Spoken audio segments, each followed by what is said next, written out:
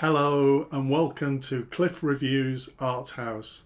This time I'm reviewing the film My Name is Alfred, Hitchcock, directed by Mark Cousins. Now, I really have mixed feelings about this film, and I'll come on to that in a minute, but I think it's worth making a comment about Cousins' approach generally. He's most well known for his epic 15-hour work, The Story of Film. I haven't watched the whole 15 hours, but I have watched portions of it.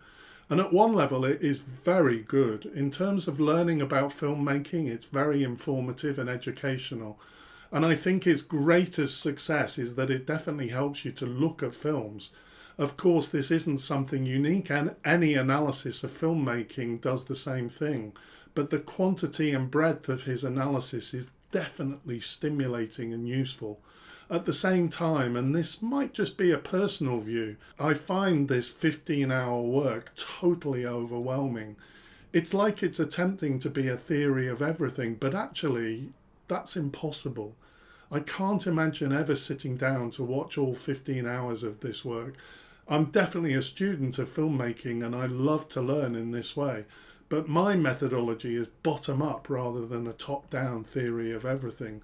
I prefer to just watch lots of films and study analyses made around those specific films. I don't think it's possible to provide a theory of everything filmmaking in 15 hours.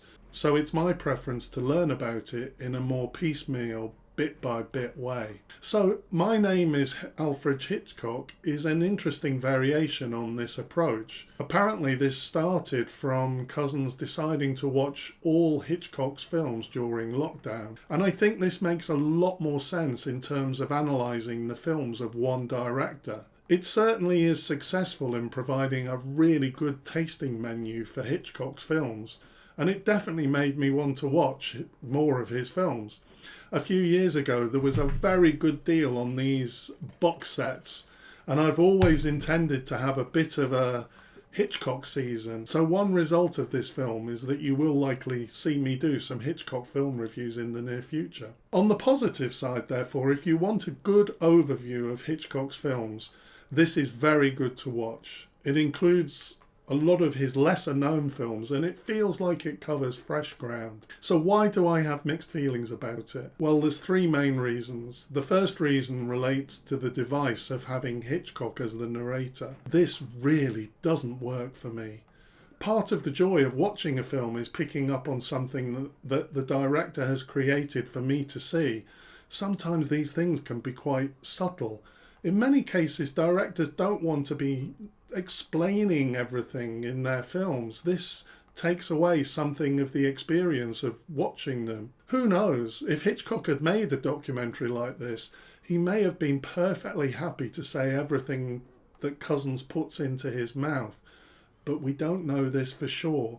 For me, it's so presumptuous to have Hitchcock say so much in this regard.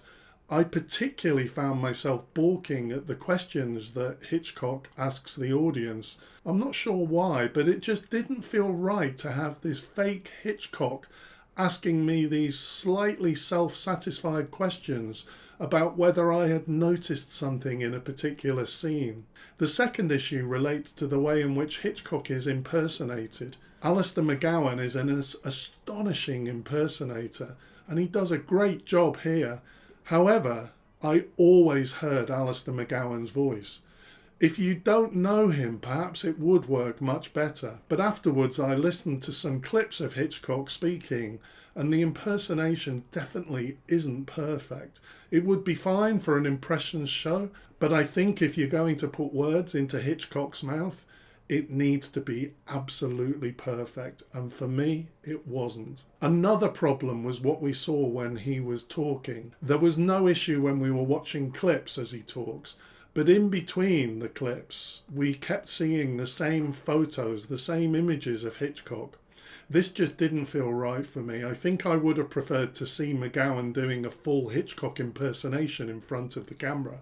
The one thing that I did think was very interesting in terms of Hitchcock speaking was the few times when he commented on contemporary issues like cell phones and his statue. That felt different because Hitchcock could never have actually said those things. The main problem with most of what Hitchcock says is that he could have actually said it, and it's this that makes it potentially presumptuous. I would have found it quite interesting to have Hitchcock comment on the films of Tarantino or Lars von Trier. That would have been fun. But overall, I think I probably would have preferred to have Cousins narrate this film in his usual way.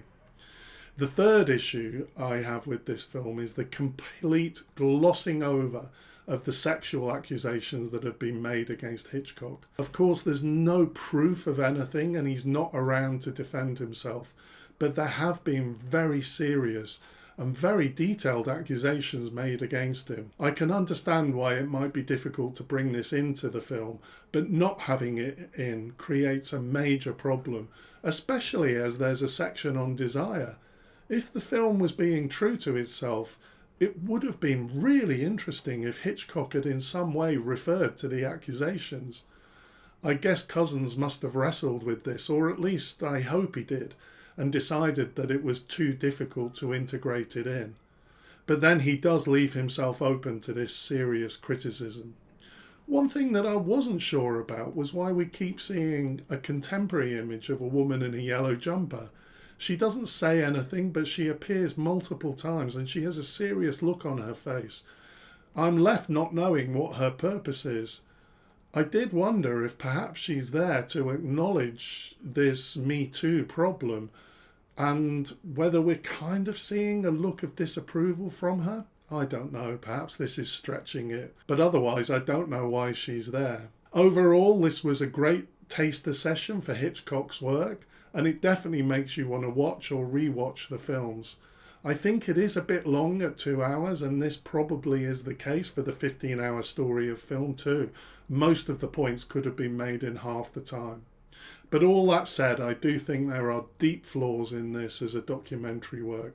The impersonation device didn't work at all for me, and it felt flawed in a number of respects, both in terms of the presumption and the execution. And I do think it's a major omission to make no real acknowledgement of the Me Too issues.